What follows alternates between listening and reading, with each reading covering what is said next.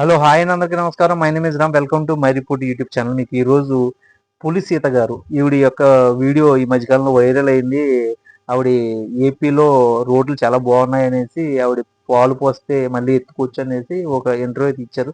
దాని మీద సోషల్ మీడియాలో కానీ వైఎస్ఆర్సీపీ కార్యకర్తలు కానీ ట్రోల్ చేస్తూ కొన్ని వీడియోలు అయితే చేస్తున్నారు. దాని మీద మళ్ళీ కౌంటర్ ఇస్తూ ఆవిడైతే వీడియోలు చేస్తుంది. దానికి ఆవిడ కామెంట్ బాక్స్ ఆఫ్ చేసుకుని మళ్ళీ చేసింది ఒక వీడియో. అది మళ్ళీ ట్రోల్ అవుతుంది. దయచేసి ఎప్పుడైనా మాట్లాడేటప్పుడు సభ్య సమాజానికి కొంచెం విలువ ఇచ్చి మాట్లాడితే బాగుంటుందేమో సీత గారికి. ఇది నా ప్రగాఢ విన్నతి. ఎందుకంటే మీరు జనాల్ని దూషిస్తున్నారు, అలాగే రాజకీయ నాయకుల్ని దూషిస్తున్నారు. మీరు ఏదైతే మద్దతు ఇచ్చిన పార్టీ ఉందో, ఆ కూటమి ప్రభుత్వం ఉందో దాన్ని కూడా దూషిస్తున్నారు. మీ దాకా వచ్చేటప్పటికి మీరు చేతులు ఎత్తేస్తే అది ఏ విధంగా ఉంది అంటే, మీరు ఆ వీడియోస్ ఎందుకు చేస్తున్నారు అంటే మిమ్మల్ని మీరు హైప్ తెచ్చుకోవడానికి, మీరు జనాల్లో ఐడెంటిటీ అవ్వడానికి, నెగిటివ్గా అయినా పాజిటివ్గా అయినా అవ్వడానికి చేస్తున్నట్టుగా అనిపించింది. కానీ ఇక్కడ ఎక్కడా కూడా మీ యొక్క ఉనికి ఏదైతే ఉందో అది ప్రజలకు మద్దతు తెలుపుతున్నట్టు కానీ, లేకపోతే ప్రజలకు ఉపయోగపడే విధంగా అయితే మాత్రం లేవు.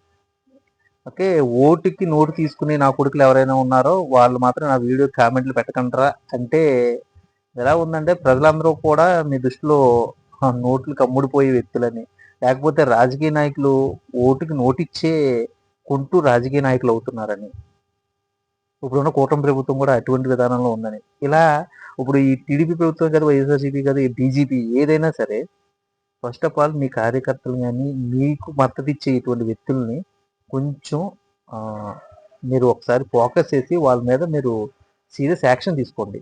గతంలో సిరెడ్డి గారు వల్ల జగన్ పార్టీ ఎంత ఆ, ఇబ్బంది పడిందో ఆవిడే స్వయంగా ఆవిడ లెటర్లో చెప్పింది. నా వల్ల జగన్ పార్టీ ఇబ్బంది పడిందని. అలాగే చేబ్రోలు కిరణ్ అనే వ్యక్తి ఎవరైతే ఉన్నారో దానివల్ల టీడీపీకి చాలా చెడ్డ పేరు వస్తుందనేసి టీడీపీ అతను సస్పెండ్ చేసింది. ఇలా పోల్చుకుంటే ఇలా ఇప్పుడు చాలామంది ఉన్నారు.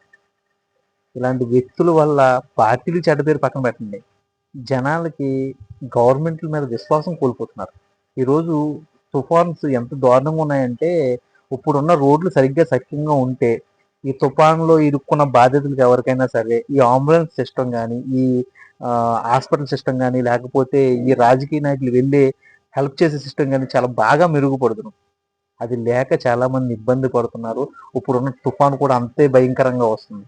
ఇలాంటి సమయంలో ఇటువంటి వ్యక్తుల వల్ల చెడ్డ పేరు తప్ప మంచి పేరు లేదని నా ఉద్దేశం.